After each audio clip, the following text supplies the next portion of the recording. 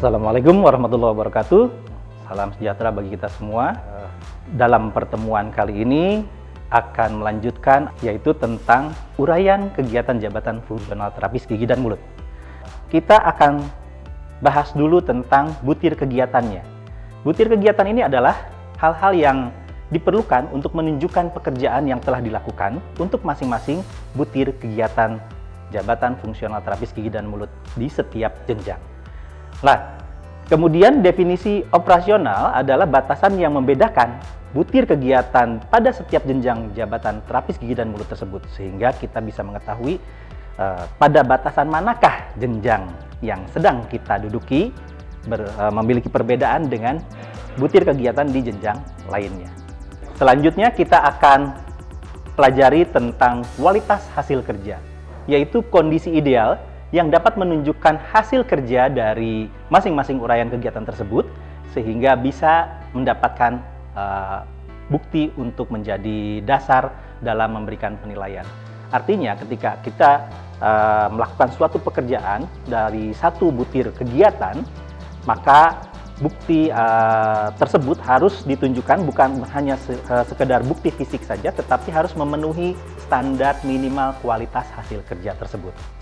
Nah, oleh sebab itu, teman-teman terapis gigi dan mulut memang perlu mempersiapkan bukti-bukti fisik dari setiap butir kegiatan yang dilakukannya di tempat kerja untuk bisa mendapatkan standar minimal kualitas hasil kerja yang memenuhi syarat untuk mendapatkan penilaian tersebut. Nah, sekarang kita masuk kepada contohnya. Seperti apakah butir kegiatan tersebut, lalu bagaimana definisi operasionalnya, dan juga bukti fisik serta kualitas hasil kerjanya. Untuk contoh yang pertama yang akan saya sampaikan adalah ketika kita melakukan persiapan ruangan asuhan kesehatan gigi dan mulut, maka kegiatan ini di setiap jenjangnya tentu akan berbeda.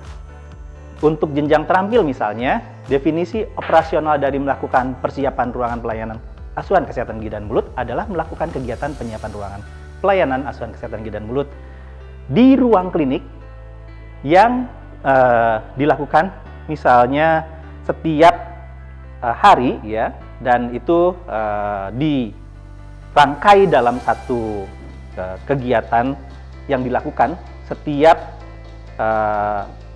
bulan sehingga bisa ditunjukkan dengan bukti fisik dalam bentuk lembar checklist. Nah, jadi kalau misalnya kita melakukan persiapan ruangan, tentu ada lembar checklistnya, sudah melakukan persiapan apa saja. Nah, persiapan itulah atau checklist itulah yang menjadi bukti fisik, sehingga nantinya akan dinilai standar kualitas hasil kerjanya, di mana checklist tersebut harus tentu saja ditandatangani oleh atasan langsung. Itu adalah standar minimal dari kualitas hasil kerja di butir kegiatan melakukan persiapan ruangan pelayanan asuhan kesehatan gigi dan mulut.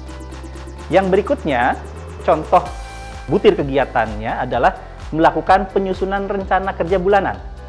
Nah, di situ kita melakukan kegiatan untuk menyusun rancangan kegiatan. Nah, untuk jenjang terampil misalnya, maka dia mendapatkan bagian atau porsi untuk mengumpulkan data atau bahan dalam penyusunan rencana kegiatan tersebut.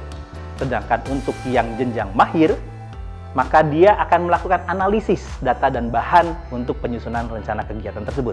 Sedangkan untuk penyelia, dia akan menyusun hasil analisis tersebut ya dari jenjang mahir tadi untuk menyusun rancangan kegiatan kerja bulanan tersebut. Nah, tentu saja apabila teman-teman terapis gigi dan mulut masih bekerja sendirian di puskesmas atau di tempat kerja atau di rumah jabatannya, masih ada dua level yang kegiatan yang boleh dilakukan. Artinya ketika teman-teman terapis gigi dan mulut masih jenjang terampil, tidak masalah. Untuk kegiatan yang jenjang mahir maupun yang jenjang penyelia itu masih bisa dilakukan oleh jenjang terampil tersebut. Begitu juga sebaliknya, ketika teman-teman terapis gigi dan mulut sudah mencapai jenjang penyelia dan tidak ada yang jenjang terampil maupun mahir di tempat kerja, maka saudara bisa melakukan 2 level di bawahnya. Jadi, semua rangkaian kegiatan penyusunan rencana kerja bulanan tersebut dapat terpenuhi. Mungkin itu yang bisa saya sampaikan dari contoh-contoh ini. Mudah-mudahan bisa memberikan lebih jelas lagi bagaimana perbedaan-perbedaan dari setiap butir kegiatan, serta bukti fisik dan kualitas hasil kerja yang dibutuhkan untuk mendapatkan penilaian jabatan fungsional terapis gigi dan mulut. Sekian dari saya, mohon maaf apabila ada kekurangan. Wabillahi taufik wal hidayah. Wassalamualaikum warahmatullahi wabarakatuh.